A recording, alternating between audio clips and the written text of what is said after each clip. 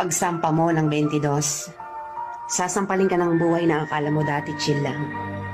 Malalaman mo na yung mga salitang hindi pinupulot ang pera, na dati ay naririnig mo lang sa mga magulang mo. Magtatrabaho ka, magbabayad ng tubig at kuryente. Tapos trabaho ulit, paulit-ulit.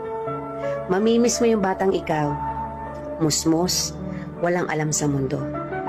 May mga gabing bibilangin mo ang oras ng tulog mo kasi akala mo makakatulong ito. Gigising ka para kumayod, umanap ng pera. Perang akala mo sapat na. Pero dahil salat ka, wala kang magagawa kung hindi tanggapin ang katotohanang ganito ang buhay. Katotohanang dahil malaki ka na, malaki na rin ang bigat na papasanin mo.